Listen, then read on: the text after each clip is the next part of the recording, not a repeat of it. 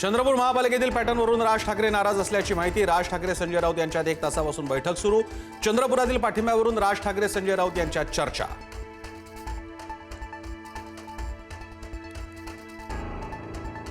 अहमदाबाद विमान अपघातासंदर्भात मोठी माहिती. एअर इंडियाचं विमान पायलटनं मुद्दाम पाडल्याचा निष्कर्ष काढल्याचा दावा. इंधन स्विच जाणीवपूर्वक बंद केल्याचा इटालियन वृत्तपत्र कोरियर डेला सेरा याचा दावा.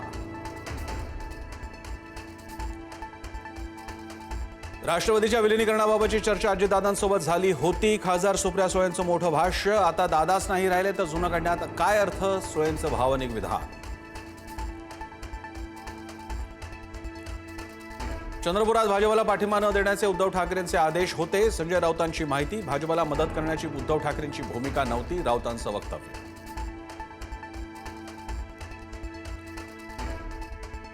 चंद्रपुरात ठाकरे सेनेच्या नगरसेवकांना 1 कोटी रुपये दिले. मनसेच्या संदीप देशपांडेंचा आरोप. तुम करो तो रासलीला, हम करे तो कॅरेक्टर ढीला. देशपांडेंचा हल्ला बोल.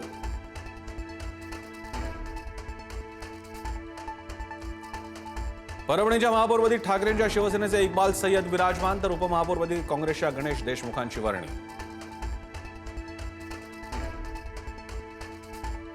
उपमुख्यमंत्री सुनेत्रा पवारांनी घेतली पुणे जिल्हा नियोजन समितीची बैठक. व्हीसीद्वारे व्हिडिओ कॉन्फरन्सिंगद्वारे घेतला पुण्यातल्या कामाचा आढावा.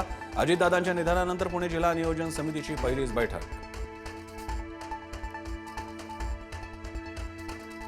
सहाय्यक पोलीस निरीक्षकाला शिवीगाळ. एकनाथ खडसेंविरुद्ध सावदा पोलीस ठाण्यात गुन्हा दाखल. अपशब्द वापरल्यानंतर तात्काळ माफी मागितली. खडसेंची प्रतिक्रिया.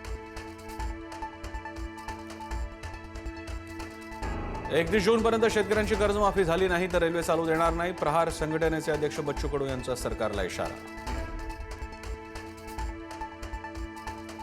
तापमानात वाढ होऊ नये. मुंबईची हवा गुणवत्ता बिघडलेलीच. मुंबईतली हवा निर्देशांक आरोग्यासाठी घातक श्रेणीत. नवी मुंबईतील हवा गुणवत्ता देखील ढासळली.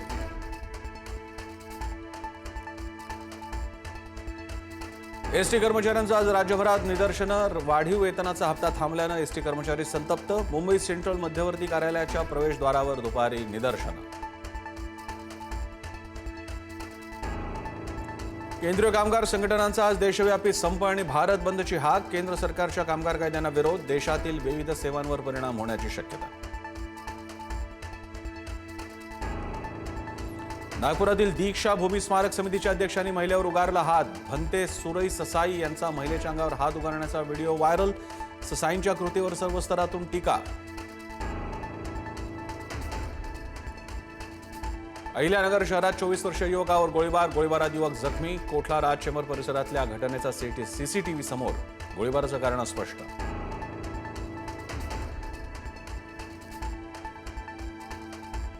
धावत्या लोकलमधून वैतरणा खाडीत पडला तरुण. बोईसरहून बोरिवलीकडे जात असताना घडली दुर्घटना. रेल्वे कर्मचारी स्थानिकांच्या प्रसंगावधानामुळे वाचले प्राण.